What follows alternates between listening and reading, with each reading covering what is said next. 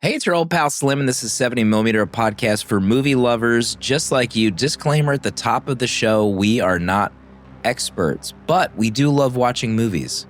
With me each and every episode is my close friend and artist, Danny Haas. Hello. And our close friend and movie insider, Proto. You weren't Jesus. Every movie that we cover is connected to a theme for that month, and this time it's lo-fi, SCI-TEMBER, movies leaning on ideas more than effects. You can use the chapters in your podcast app to skip to our main discussion from 2007 and the master Richard Shankman, the man from Earth.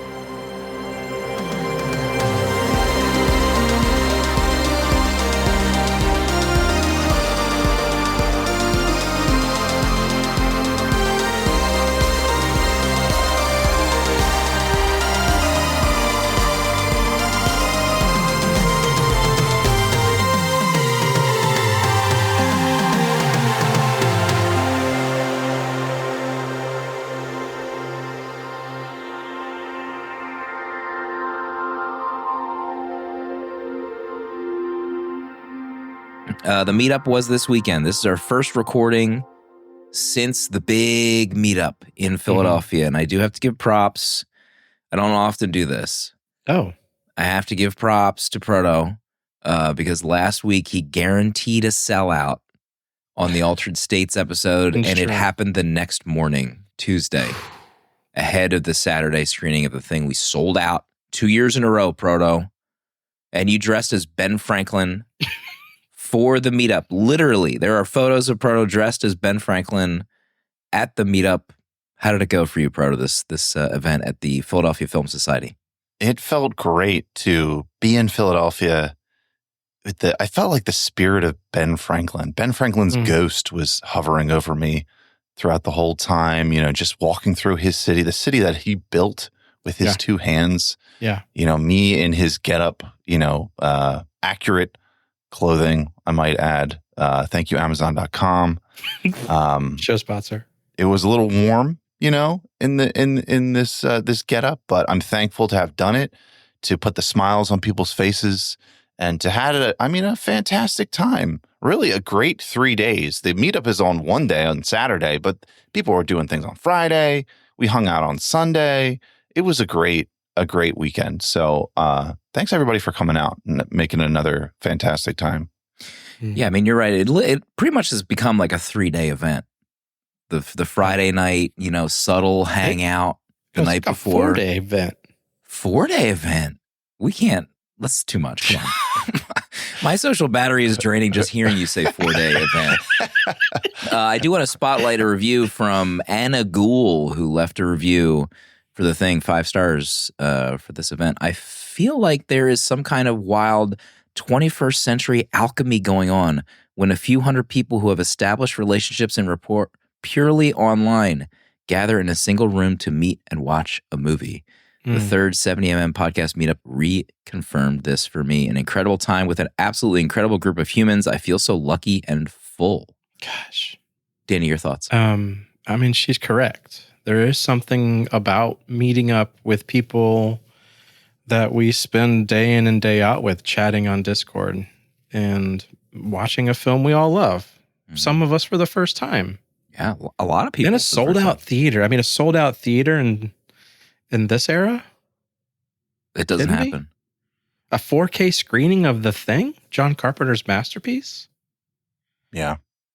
And sold out posters at the end of the event. Oh my gosh. So exciting. I can't wait to see your photos. Did you get your photos developed yet? Well, I'd have to take them in to get them developed. Come on. It's a busy week. Come on. Busy week. Anna Gould, we've decided it was the glue of the weekend. Anna Gould, at every day of the 4-day event, I saw Anna in the midst of everything happening. Anna Gould was there. Yeah. She was the last one to leave. There was photos taken at 2:30 a.m. and she was there. Always there. Thank you, Anna. Thank you to everybody for coming out. Thanks for everyone who traveled. I talked to so many people who came from San Diego, Nashville, Milwaukee. Kidding me? Milwaukee? I didn't know anyone lived there. I didn't know it was a habitable place. Lots of people traveled, and I think like it's easy for us to maybe forget that like so many people traveled to this event until you're like walking around at Glory afterward and talking and like, oh, are you local? I'm like, oh no, LA. Oh, okay. And then it like hits you in the face that like, you know, people really value the podcast and the community and they want to make the trek out to hang out with some new friends. So just an amazing weekend. And now it's time to plan for next year's. And the photos that everyone took came out amazing. Honestly, the photo that Ash took of the group with my film camera is maybe one of the greatest photos of all time. It's a great moment. Yeah, putting it in the Met. Anything else from the meetup? We played pinball on Sunday. Incredible photos of pinball. Barcade. What was the machine you were slapping? I was slapping real hard and often Ultimate Mortal Kombat 3. Like I don't want to toot my own horn, but I went undefeated on Ultimate Mortal Kombat 3 as Scorpion. Undefeated against who? Who'd you fight? Who'd you play against? Anyone that played me lost. Anyone who slapped a quarter down? He played at least 2 matches. You were gone. You were off doing your own thing. You're playing like T2 in the corner at various points. I stayed on that machine and I went undefeated. And yes, as Katie points out in chat, I Irish goodbye'd real hard. Did you? That evening. Yeah. Yeah. That felt great. I said it before, you need it in your social arsenal, folks. I did the Polish goodbye. What's that one? Which is where you wave both hands to a crowd of people and you no matter what happens, you just keep walking and just say goodbye. That way, at least you're acknowledging them, letting them know it's happening. There's nothing that's going to stop you. Okay. That's what I did. That's an interesting tactic. Very interesting. Danny was not at pinball, though. No, I did the German goodbye where I didn't show up. I didn't even go. All right, so that is the meetup recap. We'll talk more in the uncut post-show portion. But just a reminder, The Man from Earth 2007 is our main course this episode 280. And I have to be honest, the movie's getting dumpied on in our village. People are pulling down their trousers. Yeah. And they're going number 2 on this movie. Very hot on this. I mean, even Danny's wife, if I can just quote her review. Quote, maybe the most hated movie I've ever watched. Wank.gif the whole runtime. I have to point out, we watched Snow White last month. Yeah, that's true. With Gal Gadot. And Casey says this is the worst movie she's ever seen. Danny, what's the pulse of your house when you were watching this movie? I couldn't even look at her. Was she sighing heavily? I don't remember actually because I was falling asleep. Oh my God. We'll get into it. Bottom of the hour. We'll get into it. The Man from Earth. Save it. Lo-Fi SCI-TEMBER just whimpering along this month. To say the least. Maybe never do it again. Proto, did you watch any movies this week? I don't think you did, but maybe... Well, I did last week. I wanted to settle the score. Jurassic World Rebirth. I was away with my family. I forgot about this. What was the score? Well, the score was the film community on Letterboxd saying this movie's stinky doo-doo, and you two saying everyone's wrong. This is actually a good movie. Yeah. And it's like I'm in the lose-lose situation here. Right? You are. Because like half the time they're wrong, half the time you're wrong. I'm usually 100% right.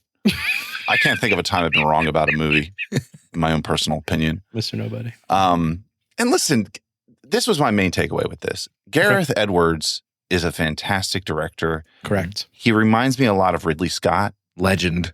Okay. He's like a mercenary. Like you give him a script and he's going to do everything he can to make this, a movie worth seeing. And this movie, it looks great. Mm-hmm. It looks great. So he has that going for him. So my opinion is that all he needs somebody to give him a script, like the scripts that Ridley Scott got, like Alien, Blade Runner.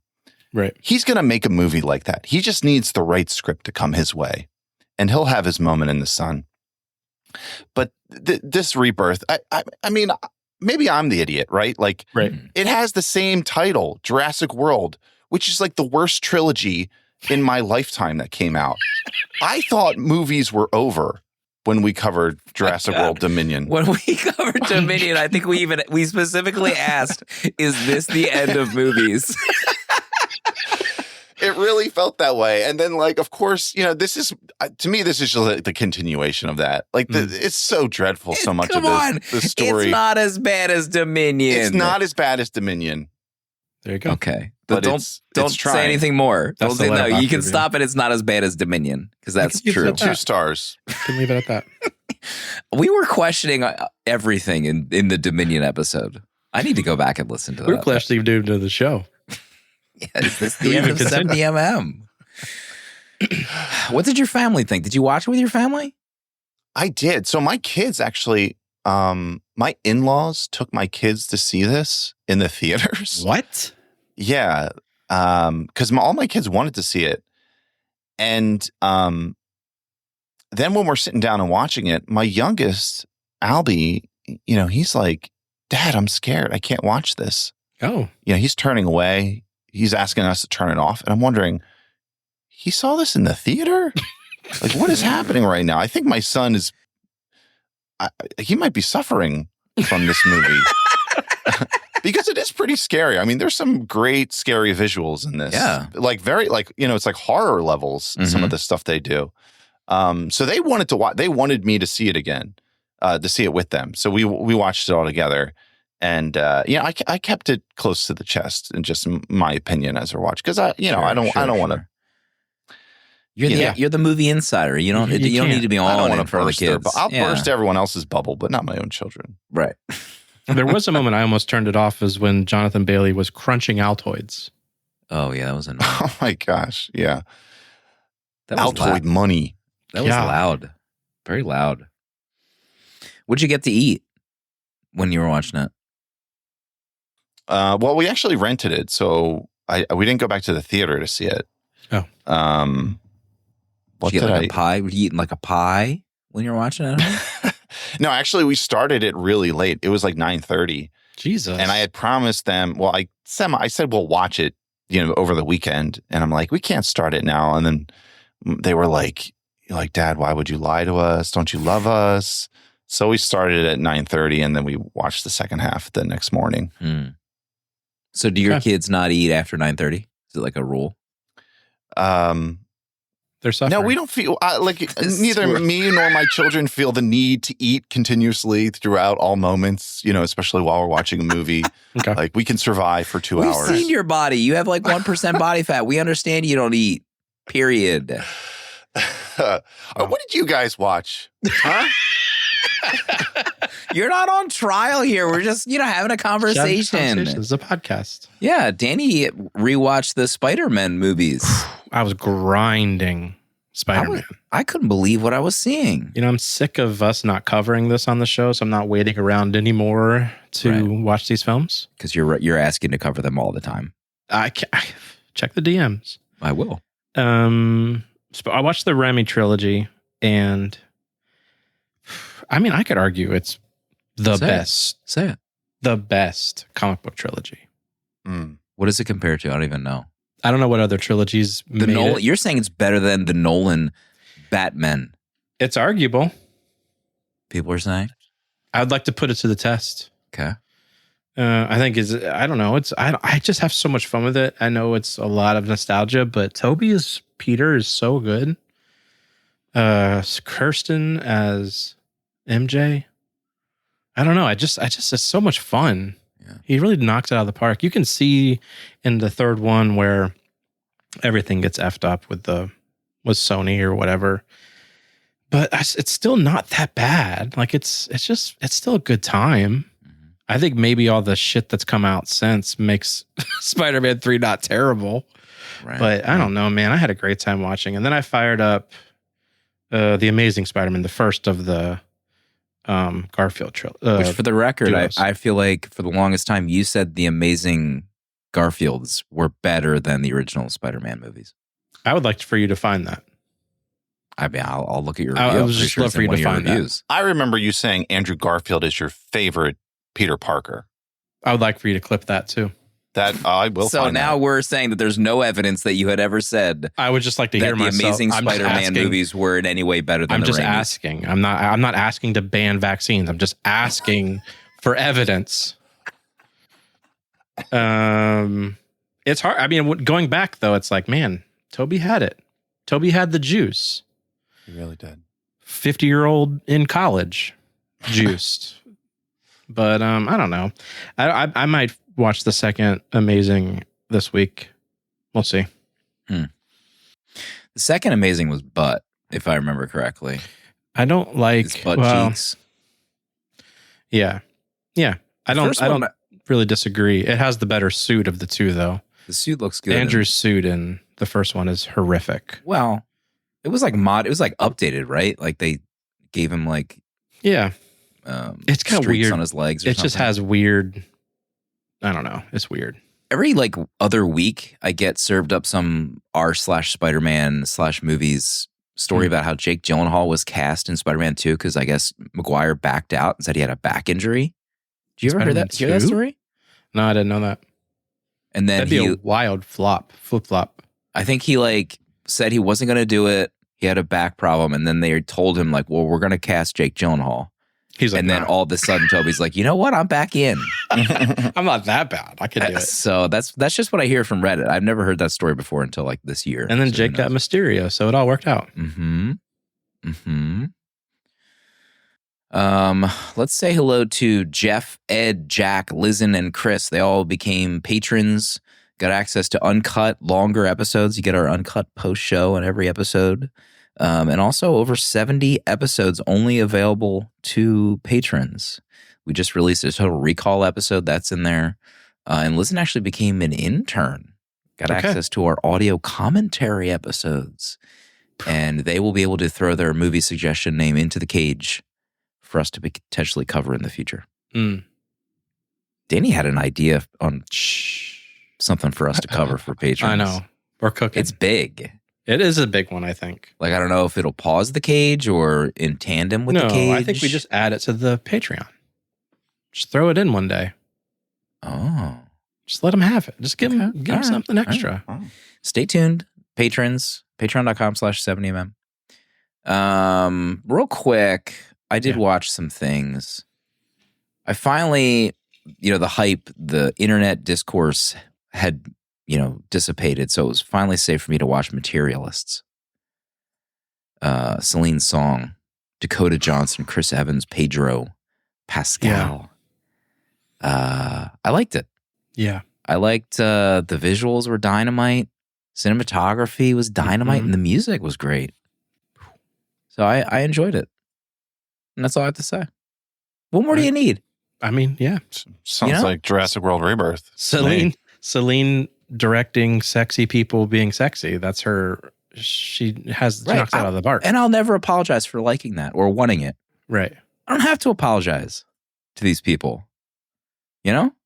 Proto might make you. These freaks gonna watch Wuthering Heights. Yo, you talk about a hot trailer. Holy moly. There's a lot. I hear there's a lot of backlash against that director. Who? Fennel Emerald?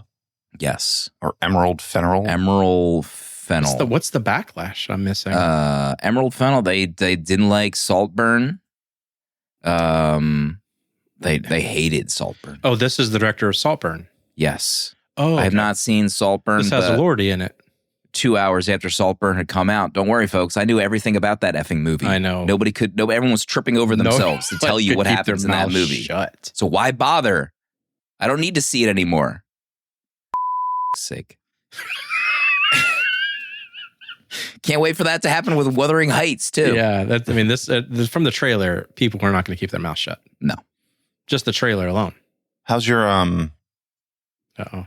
Hulk Hogan journey going? Is that on pause? I think I have one movie paused on my YouTube history, but I cannot remember what it is. Oh God. It's like Assault on Evil Mountain or something. It's the sequel to some other one that I watched. I feel for you doing these challenges to yourself. Well, it's funny because I'm in the the middle. Steven Seagal one, I I honestly felt bad. I thought I had to call somebody. I felt pretty good during the Seagal one because I made it through like 10 or You 12 watched movies, too and then I much. tapped out. But I mean, in the midst of my Hulk Hogan journey, I've started a Billy Blanks journey. So I'm having Okay. like dueling 90s action direct-to-video journeys. So I mean, Billy Blanks, I didn't really know. Video month would be fun. Billy Blanks, I wasn't familiar with your game in the 90s, essentially. So I'm enjoying what I'm seeing on YouTube. What's the number one Billy Blanks movie on Letterboxd? He's in a lot, actually. But I mean, in terms of the ones that he maybe is the star of, I think it's probably TC 2000. Yeah. Which I started and I shut it off after 2 minutes. Oh no. On YouTube. But it's his highest rated leading movie, and I think it's a 2.6 maybe. Mamma Mia. Actually, I don't know. Look at this terrible poster for this Ed Helms Amanda Seyfried movie. Like, what is going on here? It's called The Clapper. Excuse me? This is one of the worst posters I've ever seen. Yeah, it's bad. Amanda's looking directly into my soul in that poster. That is Amanda's soul. Is it AI? That's a great question. I don't even In know what I'm 2017, looking where at. was AI at the time? We got to get into our movie, I think. Someone has to. The movie that the VHS Village, our dear online community, went steaming number 2 all over this week. We need to discuss it now. The Man from Earth, 2007. Proto, what's this movie all about?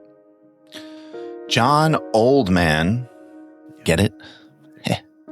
John Oldman. Yep. John is a professor who is leaving his work, home, and colleagues to go somewhere else. Why? John claims to be a Cro-Magnon man. 14,000 years old, John has lived through millennia of human history. But can he be believed? His friends will poke and prod John's outlandish claim, experiencing all phases of belief until they are weeping, brandishing pistols, and dying of heart attacks before he calls it all a joke. But is it a joke?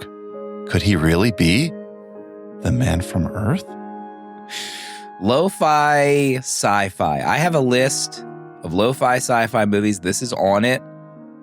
Okay. My first memory of this movie is when I, at a previous job, Jose, who worked with me, we did like a book club, and he recommended this Jose, movie. Goodness. I have no memory of like how Jose stumbled upon it, but that was like when I first watched it, maybe like 10 years ago or so ago. Danny, I'm guessing the answer is probably the same for Proto, but there's no history really with this No movie. history. But when you picked it, I thought you were picking the Bowie movie. Oh, God. So I was excited. I don't think that's lo-fi, though. But I thought you were doing the man who fell to earth. But this is the man who's been... I'm afraid of Americans. Right? That's David Bowie, I think. That's a good Bowie. So yeah, no, I hadn't heard of this, and then I got it mistaken. Let me drop my lo-fi sci-fi list in chat just for 174 likes on this list. What is going on? You have your own list? I do have a list. Just posted it. Proto, what about you? I thought I knew more about this movie, but now that you say that, Danny, maybe I had the same experience because I feel like I've been on this movie's page on Letterboxd a couple times, and when I went back there this week and I saw that this movie came out in 2007, I was like, "What?" Yeah, I thought this movie came out like in the 80s. yeah, I did the So same seeing 2007, I was like, "What?" Like it kind of like threw me for a loop. But maybe it's because I was confusing with the David Bowie movie as well. I'm not sure, but yeah, I had Should we just do that one? David Bowie. I mean, I was watching movies when this came, at this time, 2007. I was alive and well, but I don't remember hearing anything about this. Did this have a theatrical run? I did some research, and it said it was like a really limited run, and it was mainly just like a DVD movie. Like Okay. it found a audience on DVD, like a kind of like cult. And then also apparently it got like pirated a lot, and maybe even less so DVD awareness, but like people just like downloaded copies of it. And I think the director was even like saying like, that's fine with me as long as you guys are watching the movie. I don't care. Yeah. Was this the other movie, Danny? Did you suggest this movie, The Quiet Earth? Was that one of your near suggestions? It was one of the suggestions for our first round of lo-fi. I see. And I don't think I watched. Did I watch Quiet Earth? He's got a great truck in that movie, I feel like. Oh, God, yes. Oh, yeah. Quiet Earth has a banging truck. This one felt good, too. I like this one. The ending of that movie is nuts. Yeah, that was a rad movie. We should have done that one instead. Can always gauge Danny's review when Casey's drops first. They're usually aligned. You can't always. They're usually aligned. You can't always. Not for lo-fi sci-fi.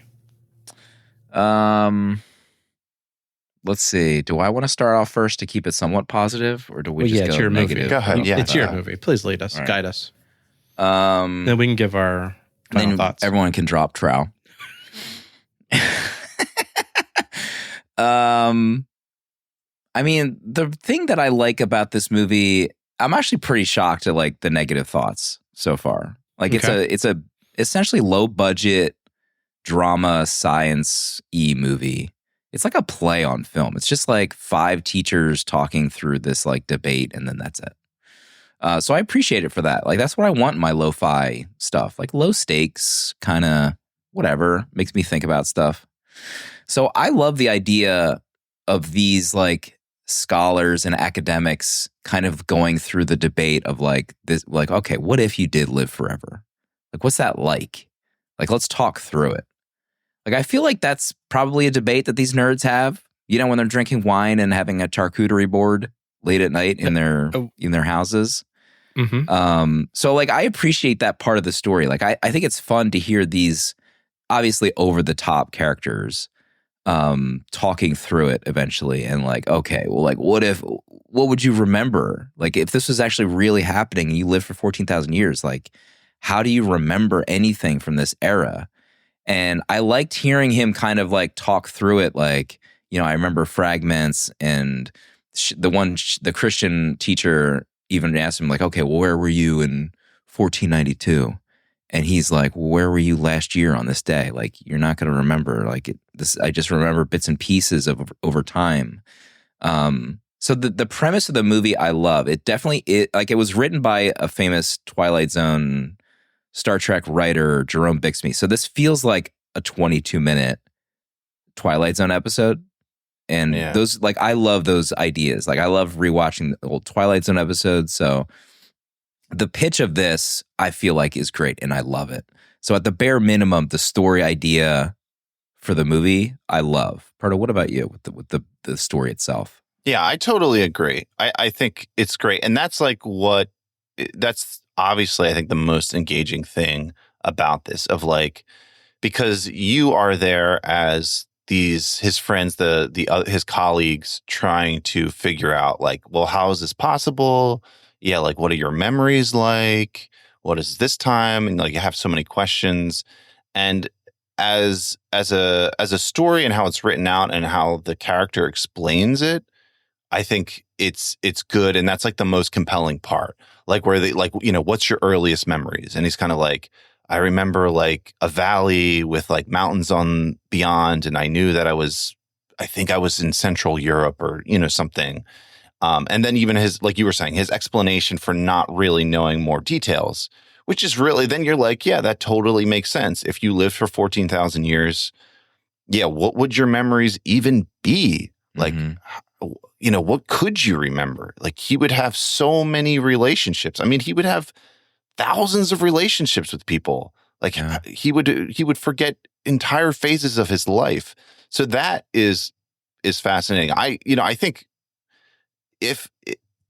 what I would want is like just more of that in this movie, if anything, because I think there's so many interesting things that you could dig into with this premise. So I think that would be even like a complaint, is that they don't just lean more into that, and instead they have like all these ancillary characters around it. Mm-hmm. Danny?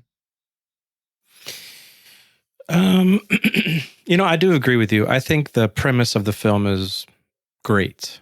And I wish that, I just wish like Proto said, I wish it kind of leaned more into, actually, you know what? I just wish it leaned more into the sci-fi-ness of it all, instead of just this weird him just kind of storytelling. I mean, we should have known right away when that professor was excited about Johnny Walker Green that didn't know what they were talking about. Mm-hmm. So it's just, I don't know. It's just like, it's such a rad idea that everything about this film just felt like a first draft. Like this was it needs like a second pass on so many things, so many conversations, the casting of the actors and the actresses. They were just like, where do we find these people? I mean, it has like, I like the cast, and Tony Todd is now like a revered, kind of character actor over the years. Sure. And I didn't realize he was in this until this was like rewatched, to be honest. Pro, what's the top of your list? Well, I guess to continue on with that, the premise is the best part, but it's so weighed down by the way they write this story. The fact that there's like 6 other characters in this movie is so completely unnecessary. And they're all incredibly annoying. They're all just like cardboard cutouts, stereotypes, in the worst way. Like, how can we design characters to be the most annoying as possible and give them the most ridiculous costumes? Like Tony Todd's costume in this. Oh my gosh. The denim tuxedo that he's wearing with this ridiculous hat. I'm just like guffawing the whole time seeing him. But it's like this, the whole setup, like you're saying, Danny, like this feels like a first draft. Whereas if they thought about it, it's like, you know what? This really should be a conversation between 2 people. Like this should be him and one other person, or maybe 2, maybe 3 people. Okay. But this whole room full of people going through this, it just weighs it down so much and is like painful. It was like a painful experience having to see all these characters try to interact in the most awkward ways imaginable. Like I thought I was watching a Tim Robinson skit when they all have plates and they're all eating food in this living room. Like, what are we doing? It just doesn't make any sense. I have to point out too, you're talking about the costumes, but the one professor that brought the like 16-year-old student with him. Oh my God. His goatee, this is like a strange poll, but I'm dropping an image in chat. He looked like he's cosplaying as Ultimate Wolverine, drawn by Adam Kubert. Like this awful goatee that he had. Christ. It was so bad. We're 2 for 2 on teachers banging students for lo-fi like, sci-fi. I think it's 3. I feel like we've had 3 in the last 4 weeks of a teacher having sex with a student. Danny, I'm guessing you agree with Proto's assessment. It should have been, the cast should have been whittled down. Someone in their review, I forget who said it, was like a dinner with Andre comment, but I felt like that is exactly the kind of conversation I wish this was as well. Just him confiding, even if it was just the girl that he leaves with, or I guess he continues to live with, I forget her name. Even if it's just kind of coming out to her exactly who he was, for the reasons of that he actually has feelings for her. But also, he's been around for 14,000 years and he's just now catching feelings for someone. It's hard to believe. But I don't know. The conversations was just fed all over the place. And then people's reactions to some of the things he said drove me nuts, especially when it got into the Jesus stuff and the older woman was like talking about blasphemy, and it's just like, sit down. She got so Don't mad. you think that there would be people reacting that way? 100%, but she was I don't know what she was doing. I don't know that she knew what she was doing. I mean, her whole life is upside down if his story was true. Sure. Yeah, but like also, why is everyone believing him to this level? Like the first thing he says is like, well, maybe I did sail with this guy. Like they mentioned somebody he sailed on a boat with. Yeah. And like everyone turns to him like slow motion, like, what are you saying, John? Are you saying you're 1,000 years old? Like, why would that be your first reaction to someone saying that? Like they immediately buy into like this idea, almost as if they're in a movie. No, yeah, Idiots. that's true. How should they have reacted to his story or his like positing that I live forever, and that's Maybe essentially like why I a had to leave. human. Maybe they start by like acting like a human would.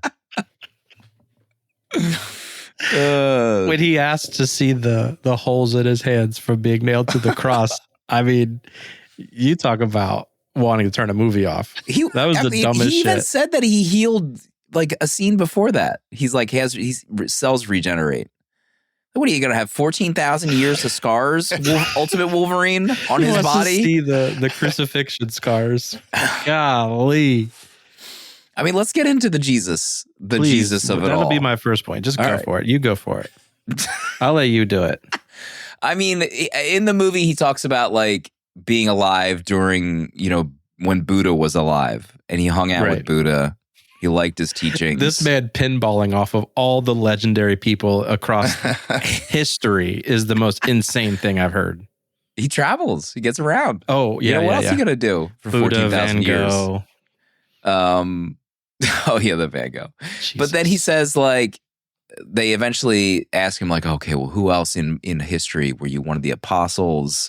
And then he, like, freaks out because he wasn't prepared to tell like that story. He's like, all right, you know what? Let's all call it a night. We don't need to get into this anymore. Right. And he essentially says that he was trying to bring the teachings of Buddha to, when Jesus was alive. Right. And he did get some people following him around, his teachings, and they were misconstrued, and he was killed. And he regenerated in this, coffin-like apparatus. He tries to escape after 3 days, and his friends freak the fuck out. And then a legend is born. So, like, for my view of that is I love the idea personally that, like, the teachings around that time were, of course, obfuscated and, like, became something else. He, like, calls out priests. Heaven and hell were created so priests could rule over the years. So like, yeah, like, okay, yeah, the Catholic Church is all a bunch of BS. Like, I love this. So that aspect of it, I appreciated, but it sounds like it was pretty eye-rolly. It was, I mean, like John Oldman was the original white savior of mankind. Like, it just was so ridiculous. I don't even know how to talk about it because it was like, but honestly, I would have rather an entire movie based off of that story than this movie. Like, I'd rather watch a revisionist history of that kind of his story of being Jesus than him retelling it to a bunch of professors the way he did. I don't know. It's just so eye-rolly. And then, the liar, lunatic, Lord C.S. Lewis knockoff conversation. I don't know. It was just fine. Just so random. They tied me up instead of nailing me or something he tried to say too. I don't know. I did like the Jesus story. Like, I thought it was good. And I did, in the past 6 months, I stumbled across a Reddit thread. Hello. Where there was like this theory that Jesus studied in like India with the Buddha. So I had now I'm wondering, like, did someone write that based on this movie? Or is that like a known theory that exists? I have no idea because I hadn't heard that before. But it was like the same kind of thing that, like, he studied with the Buddha and then he comes back to wherever, Jerusalem. And that's how, he had his story. So I like that too. And I think if the movie didn't go there, then it's like we barely have anything in terms of like, you don't have like any kind of big surprise or any big meaning. So I found that compelling as well. Like, I think that's interesting in the way, like, the way they solved it for him of like how he made sense. And even like just him talking about like what the religion did and just kind of like, I mean, this is pretty damning for, religion in general of just like how it would take it and skew it and turn it against the original message. So I really liked all of that. The idea of it, I think, is really good. Yeah. I think he even talks about how, I think one of the characters even says like, you're responsible for like the most important religion in history or something along those lines, paraphrasing. And he's like, essentially says like, there's been so many religions since I've been alive. Like, this is a blip. Like, Christianity is a blip, essentially. Like, there's, people were worshiping cows for thousands of years before, anything else. So I thought that was a pretty fascinating, like, turn. Like, it just feels like it's not that long that Christianity has been around and that he was, like, essentially responsible for it. The other twist came at the end of the movie. Oh my God. Dr. Will Kirby, the psychiatrist, I can't remember what his doctorate was in. He gets called in to essentially like determine if Oldman is going cuckoo with this story. Will essentially is like, his wife had just passed away, so he's kind of pissed off that this guy says he's been living for 14,000 years. And he tries to debunk it, and he just gets kind of really dark and morbid with his debunking. And at the end of the movie, when they were essentially saying they were going to string him up and put him in a straitjacket, he's like, all right, you know what, guys? Let's just for fun. It was just for funsies. Yeah, JK. Just for funsies. I'll see you guys around. I'm leaving town. Fun's over. He leaves. Everyone kind of walks out. He's talking to his lover and essentially, says he's talking about his various personas over the years. He's like, I was in Boston and this was my name. I was a chemistry teacher or whatever. And the doctor, Gruber, overhears that and realizes that he's talking about his absent father who left him after 10 years. So he finds out that Oldman is his father and he has a heart attack. I love that scene. I love it. I'm honestly tearing up. This is like another Snow White moment for me. I was tearing up when that scene where they're having like this moment where he realizes that's his dad that left him. He's like, why did you leave me? He mentions like various points that only he would know. And then he has a heart attack and dies. And it makes Oldman maybe rethink things. Proto, what did you think of that scene? 911 now. Yeah, I wrote down, what the fuck? Like, this is, I mean, this is like so late in the movie. I mean, I was barely following what was happening. Well, I'll save why for my next point. But yeah, I mean, it's like, it's so over the top at this point that, because like Oldman has no idea, right, that this is his son. Right. So this is just coincidence that this happens. I mean, sure, it's a movie. I don't know. It was pretty, I mean, but like, why also? Like, why have this happen? What is the purpose of this scene? Like, he falls over, he dies, his body gets taken away on an ambulance, and then it's like, all right, now we're back to where we were. That really had no relevance to anything, but he's dead now. And then he gets in his truck and he leaves. And that's the end of the movie. Maybe it was... Was it his dad?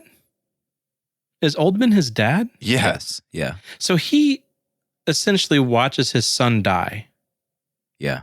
And is like, all right, chick, let's just live on together. Well, I think that's what caused him to stop and then wait for her at the end. Whereas previously he just leaves alone and restarts. So maybe it like forced him to be like, all right, maybe I need to do something different. Or just watch my 7-year-old son die in front of me. Oh, Trainer answered me in chat with maybe one of the dumber things he said. He said, like, why does this scene happen? He's saying to prove to us that it's real. Okay, Trainer. That what's real? That he's really the Cro-Magnon man. He's really Sumerian. Oh, I see what you're saying. Woofy. Poor Woofy, the dog. Dog people. So wait, what was your next point then, Proto, that made you not pay attention at the end? Was that thunder? You guys hear that thunder? Yeah, that was loud. That was ominous. Too. Yeah, that was ominous. Yeah, because... What was your next point? Jesus my next point is... My second note, well, my first note, brought to you by the WB. Because this movie looks like ass. Absolute ass. My second note, the cinematography is murdering me. It's so bad. This movie looked so bad. And then halfway through it, I realized, you know what? I don't even have to look at the screen. Did you close your eyes? I just started scrolling on my phone and I listened because you don't have to look at the screen. They're in one room the whole movie. Nothing changes. It's just people talking. This could have been an audiobook, or like my Letterboxd review. This whole movie could have been an email. Like, we did not need a movie for this. So, like, yeah, by the end, I'm just listening to what's happening. And then I'm hearing this, this guy finding out that John Oldman's his dad. And I look at the screen and I see him, fall over and have a heart attack. So, but the How about the scene that I posted in chat earlier where I was saying Proto explaining why the movie you love is bad. And it's like, he's like looking into a corner for maybe 10 or 15 minutes talking, but it's just like the backdrop. The cinematography was very odd. I will agree. It's like one room, shot where he walks up to the camera? Yeah. And it's like everything's in focus, even him in the foreground. Behind him. Oh my God. Very strange. And there were so many things that like just drove me crazy. Like halfway through the movie, there's a shot of somebody in the kitchen and they have like the 2 packs of beer left out on the counter in the sun. Like, why are we not putting that in the fridge? Like, are these people there even real? Power in that house? Maybe there wasn't power. They're not street smart. They're academics, Definitely. And then my favorite thing. There we go. I mean, we're I think we're also shifting between like the day and night cycle. Like some scenes are at night, sometimes it's in the day. They walk outside at one point and have a conversation, and then suddenly 2 movers come out of the house with a couch. Suddenly. You weren't paying attention when they arrived. They fully arrive earlier in the movie. Where are these movers hiding in the back bathroom the whole movie? What is going on? 10% of this movie Proto has seen with his eyes. This guy has 4 couches in this one bedroom cabin. How many couches did we have to move out of here? It's idiotic. Danny, next on your list. The music playing so loud that you can't hear conversations sometimes. The score was Well, how did you bad. guys watch it? Proto, I think I saw you say you watched it on Amazon Prime. Right? Yeah, Prime. Okay. Yeah, Prime. I watched it on 480p. I watched it on Canopy. Support local. Yeah. I hated the score to this. It was so loud so many of the time. It was just unbearably loud. Mm. How about him having a gun? Why did he have a gun to begin with? Probably going to kill himself because his wife just died. It was empty. He was thinking about it. Well, even if he maybe thought the about bullets doing were in it, his other he pocket could've. of his, tweed jacket. He left them in the car. Yeah. He left the bullets in the car. Okay. Honestly. I don't have any more top 3s. Let me go through my Menchies. I love the call out at the beginning that they were going to eat taquitos and chicken wings. It sounds like an amazing time in a cabin. Yeah. Love that house. I love the house that he had. Imagine having that house. Being a teacher. I don't know what house. What kind of salary is this guy pulling down and having this nice little cabin? Right? Yeah. The one room they're in is great. Mm-hmm. Do I get an A for awesome? The girl says. Oh my God, that girl. Kill me. That guy is like 50. What has that guy got going on? What is with teachers, college professors having sex with people 30 years younger? Is this real? Did this happen? Tale as old as time. I don't understand it. It makes no sense to me. Keep John's crooked stare. He has so many staring scenes where his head is just like sideways, like William Hurt in Altered States, tripping balls. How would you know an ocean from a big lake? Big waves. Big waves. Stupid ass. Big waves. Fucking question. Oh my God. I wrote about his friends that they are getting big mad. I love the idea of him having so many degrees, but they're all like outdated. Like I think he had his 10. son's degree, but like 60 years previous or like 80 years previous. That was pretty cool. He went to jail for forging his Mhm. son's identity or whatever. Mm-hmm. Dumbass. They talk about, what is this? What do you want to just accumulate over time with energy? I don't understand what I wrote there. We should skip this one. The New Testament. The New Testament. Yeah. God, she was shitting her pants for the It's rest of the movie. sacrilege. Also, how Her she was clenched sitting fist. right. Two of them were sitting right in front of that fireplace. They had to have been sweating their ass off. Was it on? Yeah, it was burning hot. They were sitting right in front of it. That shot of her clenched fists. Oh my God. yeah, get those in the shot. Yeah. We got it. There was some other note that I had. Oh yeah, it didn't make me like. They talk about like, you know, you're living for 14 years, so like in theory, people assume you have all this accumulated knowledge, or you're like a genius. He says it didn't make me a genius. I just had time to read and study. So I really enjoy this movie. 4 stars. I think it's super fun. This is the fucking epitome of Christ. lo-fi sci-fi. So if folks watch this and Please thought don't. it was bad, I mean, maybe lo-fi sci-fi might not be for you, and that's okay. But it's for me, and I enjoyed it. Proto. Yeah, Danny, he's not allowed to pick 2 movies without, like, he's back on parole. Yeah, Like, You that's saw true. Clarence. Hey, listen, folks, we're doing Her next week. Here we go. The dumpers are coming for her as well. Who picked but her? We already talked about Milwaukee. Who picked her? We'll see. Let's wasn't save me. her for next week. It wasn't me. This We'll is save this it for is next this week. son. They're coming for her. The mob is coming. Is that Rain? That's Rain. Holy smokes. When Harry jumps John and John throws him onto the ground, what is Harry He doing? got jumped? Yeah, remember he like grabs him from behind and then John slams him to the ground? I don't remember this It was at all. it was a test. He was testing him. Yeah, he said he was a it second was degree black belt. It was another test. It was to prove. It was to prove. We didn't really talk about Harry. Oh my gosh. What an annoying character. Just shoot him into space immediately. Which one was Harry? The one with the glasses, the Ben Shapiro guy? Ben Shapiro. The guy that liked Johnny Walker Green? Yeah. Oh Johnny my- Walker Green. Get him out of here. I wish he would have fallen into the fireplace.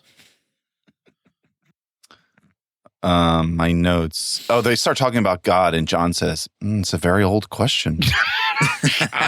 Who wrote this movie? I wrote down, "Oh my God, the gun wielding professor is back." I love how he brandishes a gun, storms out of there, and then he comes back to the house. He was full of shame. He was shameful. Another great line. John says, "Well, it's getting to be night." The whistling stuff. Oh my God. You weren't Jesus. It's time, John, to give them closure. She probably wished she's gonna grab that gun and maybe use it on herself if he told her I was Jesus. She was losing her mind. Oh, your name's a pun, isn't it? An old man. Oh my God. Oh, and then his lover says at one point, Psych 101, it's woman, 1-on-1. Jesus.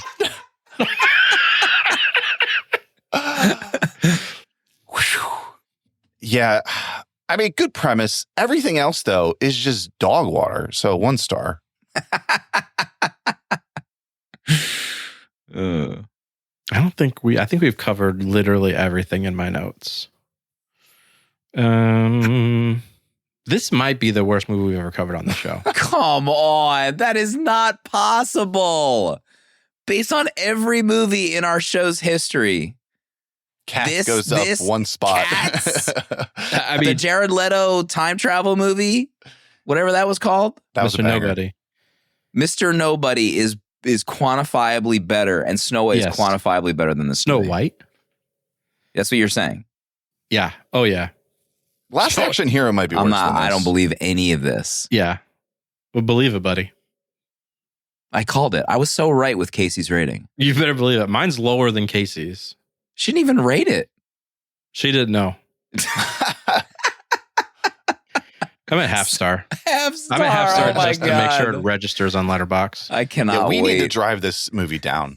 We have being to. at 3.8 is disturbing. Oh, God. Well, there you have it, folks. Some people don't enjoy film, and that's okay, because I This will never made it to always film. be here to support folks that love to experience something new. They love to feel something. They love to watch something new to them. And I'll always be here to support you. We have a voicemail, I think, that I have Hopefully ready not for here. this movie. I doubt it. No one watched it. Sam, I don't think I played Babes. Yeah, Art's saying Babes in Toyland. God, 100% better than this movie. You don't remember anything from Babes in Toyland. I'm looking at the picture and I see Keanu Carter Reeves, and didn't that's even all that watch matters. half of this movie, as was evidenced by his You don't movers' need to. comments. There you go. You don't need to. 70 millimeter, this is Sam. Been listening for several months, first time caller. I've been thrilled to find a podcast for film lovers, just like me, that He has listens. reinvigorated my love for movies. My brother introduced me to you guys by way of a clip of the Last Crusade episode, one of my top 4, by the way. Hello, producing. Specifically the clip of Jonesy saying that he quotes the movie all the time, but obscure lines like, I was the next man. That's the cup of a carpenter. And Alexandretta. Once I heard that, I knew I would love this podcast. Yes. If I had been active on Letterboxd in 2024, I maybe could have logged 10 movies. I've logged 60 since May, so Hello. I'm very happy to Let's say I'm go. back, baby. Hello. I love the banter, running jokes, and all the memorable moments through the years. Like every time Slim says Master of Horror, and at the end of the Kill Bill episode when he called Proto Tip Insider. While you guys have been tackling August, I've been dropping some huge logs and decided Hello. to name my experience Orgasm Month. Ooh, I've been Oh. watching a lot of highly rated and beloved movies for the first time, like Blow, Coherence, 5 Oh my bang, God, Blow. Alien, Oh. 5 bang, Heat, 5 bang, The Oh. Wind Rises, Howl's Moving Castle, Invasion of the Body Snatchers, My God. 12 Angry Men, and The Long Goodbye. I've seen some 2 bangers as well, but those are all 4+, and it's been a great time. Still waiting on you guys to cover one of my other top 4 movies, Goodfellas, and looking Oh forward my. to many, many more fantastic episodes now that I'm in deep. Keep it up. Wow, Great. that was an Mm. amazing What a VM. voicemail. Very highly produced. You get 5 stars of coherence. You talk about lo-fi sci-fi. 1 minute, 29 seconds. That's how you do lo-fi sci-fi Yeah, coherence. there you go. Coherence. There Not was this something else. dreck, That's how you do a dinner party at a house. right? There was some. Oh, Blow. Oh my God, Blow. Can you imagine? We doing have all to that? cover Blow on this show. I got that DVD, baby. My God. Johnny Depp. I mean, the cast in that movie. Are you Penelope. kidding me right now? Sit down. Everyone If you're sit down. standing, if you're Ted standing, sit Demi. down. Look at this backdrop with those glasses. The Oh, soundtrack. yeah. This was it. This movie was it. in Have you seen 2001. Blow? You gotta Johnny see Depp, Blow. Penelope Cruz, Ray Liotta, Paul Rubens. Okay? Mhm. Do I have your attention now? Streaming on Netflix. Oh, streaming. Okay. This is a 5 bang. Blowtober. Absolute 5 bang. I rated this in January 2015. Holy cow. Great VM. I think I have a Fantastic letter VM. too. But that Indiana Jones music playing in the background. Gosh, we're gonna get pulled from Spotify. Spotify. More evidence from Spotify. Eat it. Not that any host on this show would still support Spotify after what they did to us. Moving on. Scott Marvel sent a letter. Meetup. Hello. Thanks for a fun night. Even though I bailed on the after party, I still got to meet you 3 gents, meet some fun people, reconnect with Dale, and take my son Lucky to see a classic for his first viewing. I did, however, notice that a strong percentage of male filmgoers were wearing Godzilla shirts. I was honestly going to wear mine too, but opted out. I'm thinking maybe a classic Tohozilla dubbed feature might be a fun viewing for next year. Thanks again, lads. Your pal, Scott Marvel. Do you remember we had a mini meetup? We went to see the original Godzilla at the highway. Remember that? That's true. We did. Yeah. It's a That great was time. Well, don't say Super we. fun. You two. weren't there. You two did. You were busy. I didn't get invited. We had to think about the next meetup movie. I know. Got to make waves. Can we talk about real quick? I've watched The Thing a couple times. I don't think I've ever laughed in The Thing. And this happened with Psycho. Yeah. There was so much laughter in this movie. There was a lot of less. And then it was like, in Psycho. oh yeah, those are funny moments. I didn't realize they were funny moments. Yeah, I was having a conversation with someone about that. I think there's just something about the theater experience where Yeah. people laugh at things for whatever reason more openly. Yeah, I've seen a lot that pop up on Reddit a lot too, like almost like nervous laughter. Like people are so used to seeing this in silence at their house and they don't know what or like how to emotionally react to something. I feel like there was a lot of laughs in Psycho. There's less laughs for Thing than there was when we screened Psycho. Psychos didn't make sense. The Thing's moments were pretty funny. Yeah. Yeah. A lot more silly of a movie. Yeah. I mean, but also like these movies are, 50 years old, some of these movies. Yeah. How old is Psycho? 60 years old? Could be 70. Most people don't know how to react to that. Yeah. In a large setting. Who knows? But it is an interesting thing. Would you prefer to do horror the next time we do it again? I think we'd probably get a lot more laughs in horror. That's true. I mean, when I went to see RoboCop, that was a laugh riot. People were losing their minds in theater. Interesting. And I remember, like, usually when I'm watching it at home, I'm like chuckling, like, ha. Like the Proto chuckle, ha. But like people were guffawing. Which is, I mean, it's a very funny movie, but like when you're in a large setting of like super fans, like it becomes a Seinfeld episode. Right. Yeah. And I was fine with that. I think that made the viewing more fun for James. Yeah. Grace in chat, no more horror, please, I'm begging. Sounds like we're doing horror next year. Back on the table, boys. Back on the table. Texas Chainsaw Massacre. Ill. Oh my God, Kev typed it as soon as I said it. What are the chances? He had a copy ready, pasted. Can you imagine? What was the dude's name? That'd in the be wheelchair? terrible. Meatface from Texas Chainsaw Massacre. No, what's the other guy? Toby? Oh, yeah. Tony? Toby Meatface. Arnie? Hooptober. Philip? It's almost Hooptober. Do you guys do that? I have no idea what Hooptober is. I agree. I don't know what it is. I don't know. It's a lot of work. Alien Art asks, would we laugh at Alien? I actually, James, and Amanda went to see Alien for some Fathom Events thing.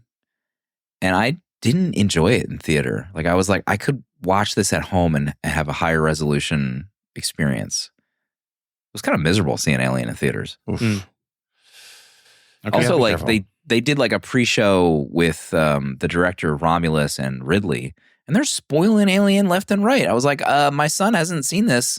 Can we like not? Well, that's on just you. spoil the whole movie? That's on you. That's not on me. Should have shown it to him before. Sometimes people see movies in theaters for the first time. Yeah. Like The Thing. Something to think about. What are we doing next? Her. Oh, boy. Brother. Oh, brother. 2013, Spike Jonze, the brains behind the Jackass television show and movies. A Spike Jonze love story. Joaquin Phoenix, Scarlett Johansson. Let me pull up the synopsis here. One of the most famous movie posters of all time. In the near future, a lonely writer develops an unlikely relationship with an operating system designed to meet his every need. So if folks are kind of tired of men meandering on for 90 minutes, we're going to get this for 2 hours with her. So buckle up. Is this the one that put Joaquin on the map, Proto? Is it? No. Is this the one that put him on the map? I think it was the Gladiator Johnny put him on the Cash. map. Oh, Gladiator, yeah. I mean, like the map. Like the No, I think That's when he was put on my map. I think that's the Johnny Cash movie. Oh, really? Walking Tall? Walk the Hard? Line. Walk the Line. I forgot about that movie. I never seen that. The original musical biopic. Proto, any closing thoughts as we hobble through lo-fi SCI-TEMBER? Please stay subscribed, everyone. You know, if you watch The Man from Earth, this happens sometimes.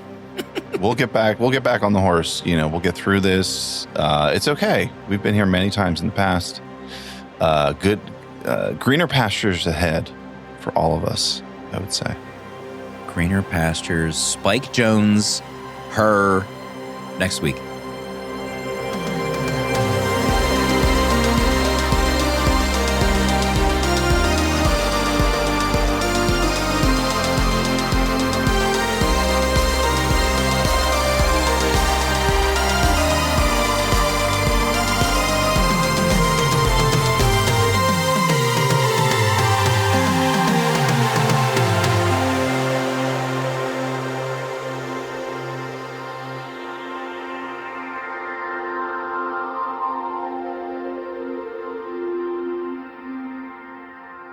$70mm is a tape deck production featuring original artwork provided by Danny Haas. Spiritual guidance and V'ger, the robot who loves movies, provided by Pertalexis. Producer at large Dale_A. And music composed by Cinematric. Prints and other merch are available on 70mmpod.com. This episode was mixed, edited, and produced by me, Slim. Support our Patreon for access to our VHS Village Discord to talk movies with new friends, access to our exclusive episodes in the 70mm vault, discounts on merch, uncut episodes, and a physical membership card mailed to you. To check out other Tape Deck podcasts, find the link in the episode notes. And if you'd like to support our friends at Letterboxd and upgrade to Pro or Patron status, you can do so with a 20% off discount using the links on 70mmpod.com. Goodbye. This is a Tape Deck podcast.